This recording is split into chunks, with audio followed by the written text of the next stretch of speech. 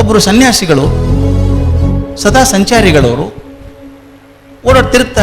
ತಿರುಗ್ತಾ ಒಂದು ಹಳ್ಳಿಗೆ ಬಂದರು. ರಾತ್ರಿ ಬಹಳ ಆಗಿತ್ತು. ಎಲ್ಲಿ ಮಲ್ಕೊಳ್ಳೋದು ಗೊತ್ತಾಗಲಿಲ್ಲ. ಎಲ್ಲ ಮನೆ ಬಾಗಿಲು ಹಾಕ್ಕೊಂಡಿದ್ರು. ಯಾರನ್ನ ಬಡದು ಎಬ್ಬಿಸ್ಬೇಕು, ಬಾಗಿಲ ಬಡದು ಎಬ್ಬಿಸೋದು ಬೇಡ ಅಂಥೇಳಿ ಒಂದು ಮನೆ ಮುಂದೆ ಕಟ್ಟೆ ಇತ್ತು. ಕಟ್ಟೆ ಮೇಲೆ ಮಲ್ಕೊಂಡ್ರು. ನಿದ್ದೆ ಹತ್ಬಿಡ್ತು. ಬೆಳಿಗ್ಗೆ ಸುಮಾರು 4 ಗಂಟೆ ಹೊತ್ತಿಗೆ ಆ ಮನೆಯಲ್ಲಿ ಏನೋ ಮಾತುಕತೆ ಆದಂಗೆ ಕೇಳಿಸ್ತಾ ಇತ್ತು. ಹಳ್ಳಿ ಮನೆ, ನಿಮ್ಮ ಕಣ್ಣು ಮುಂದೆ ಬರುತ್ತೆ ಚಿತ್ರ. ಒಳಗಡೆ ಯಾರೋ ಮಾತಾಡ್ದಂಗೆ ಕೇಳಿಸ್ತಂತೆ. ಯಾರೋ ಒಂದು ಬಾಗಿಲು ಬಡ್ದಂಗಾಯ್ತು. ಬಾಗಿಲು ಬಡ್ದವರು ಮನೇಲಿ ಅಜ್ಜಿ ಬಾಗಿಲು ತೆಗೆದ್ರು. ಯಾರೊಬ್ರು ಒಳಗೆ ಹೋದ್, ಕಣ್ಣು ಅಲ್ಲಿ ಮಲ್ಕೊಂಡೆ ನೋಡ್ತಾ ಇದ್ರು ಸನ್ಯಾಸಿಗಳು. ಯಾರೊಬ್ರು ಒಳಗೆ ಹೋದ್ರು. ಹೋದ್ಮೇಲೆ ಒಳಗಿನ ಮಾತು ಕೇಳಿಸ್ತಾ ಇತ್ತು. ಅಯ್ಯೋ ಹೌದಾ, ಹಂಗಾಯ್ತು, ಯಾವಾಗಂತೆ ಅಂತ ಯಾರೊಬ್ಬರು ಹಿರಿಯ ವಯಸ್ಸಿನವ್ರು ಕೇಳಿದ್ರಂತೆ. ಈಗ ಈಗ ಈಗ ಒಂದು 10 ನಿಮಿಷ ಆಯಿತು ಅಂದರು. ಹೇಳಿದವ್ರು ಹೋದರು. ಆಗ ಅಜ್ಜಿ ಮೊಮ್ಮಗಳನ್ನ ಎಬ್ಬಿಸ್ತಾಳೆ ಒಳಗಡೆ ಕೇಳಿಸುವಂಥದ್ದು ಇವರಿಗೆ. ಹೇಳು ಪುಟ್ಟ, ಹೇಳಮ್ಮ, ಹೋಗಿ ನೋಡ್ಕೊಂಬ. ರಾಮಣ್ಣ ಹೋಗ್ಬಿಟ್ರಂತೆ ಅವ್ರು ಸ್ವರ್ಗಕ್ಕೆ ಹೋದ್ರು ನರಕಕ್ಕೆ ಹೋದ್ರು, ನೋಡ್ಕೊಂಬಮ್ಮ ಅಂತ ಇದ್ರಂತೆ. ಈ ಸನ್ಯಾಸಿಗೆ ಆಶ್ಚರ್ಯ. ಓ, ರಾಮಣ್ಣ ಹೋದ್ರು ಅಂದ್ರೆ ಯಾರು ತೀರ್ಕೊಂಡ್ರು ಅಂತ ಆಯ್ತು. ಅವ್ರು ಸ್ವರ್ಗಕ್ಕೆ ಹೋದ್ರು ನರಕಕ್ಕೆ ಹೋದ್ರು ಹೆಂಗೆ ಗೊತ್ತಾಗತ್ತೆ? ಆ ಹುಡುಗಿ ಅಜ್ಜಿ ಬಾಗ್ಲಾಕೋ, ನಾನು ಹೋಗಿ ಬರ್ತೀನಿ, ನೋಡ್ಕೊಂಬರ್ತೀನಿ ಅಂತ ಹೇಳಿದ್ದು ಕೇಳಿಸ್ತು. ಒಂದು ಅರ್ಧ ತಾಸಿಗೆ ಹುಡುಗಿ ವಾಪಸ್ ಬಂದು ಮತ್ತೆ ಬಾಗ್ಲ ತೆಗೀತು.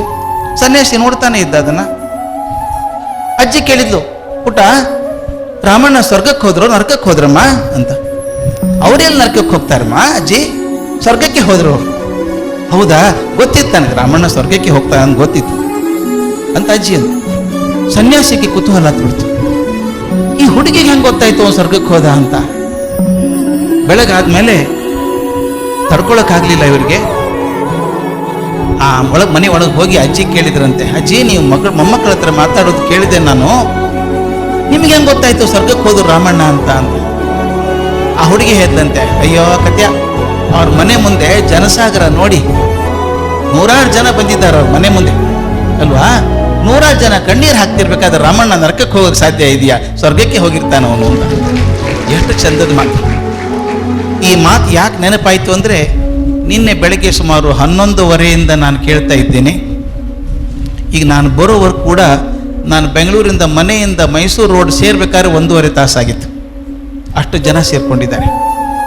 ಸಾಕ್ರೆಟಿಸ್ ಒಂದು ಮಾತು ಹೇಳ್ತಾನೆ. ಸಾಕ್ರೆಟಿಸನ್ ಮಾತೇ ಹಾಗೆ ಚುಚ್ಚುತ್ತದೆ ಮನಸ್ಸಿಗೆ, ಚುಚ್ಚಬೇಕು. ಹಿರಿಯರ ಮಾತು ಹಂಗೆ ಚುಚ್ಚಬೇಕು ಮನಸ್ಸಿಗೆ. ಮೇಲೆ ದೇಶವರೇ ಮಾತಾಡಿದ್ರೆ ಆಗೋಲ್ಲ. ಸಾಕ್ರೆಟಿಸ್ ಒಂದು ಮಾತು ಹೇಳ್ತಾನೆ, success of a life is measured by the number of people who cry when you die ಅಂತ. ನೀವು ಸತ್ತಾಗ ಎಷ್ಟು ಜನ ಕಣ್ಣೀರು ಹಾಕ್ತಾ ಇರೋದ್ರ ಮೇಲೆ ನಿಮ್ಮ ಜೀವನ ಯಶಸ್ಸಾಯಿತು, ವೈಫಲ್ಯ ಆಯಿತು.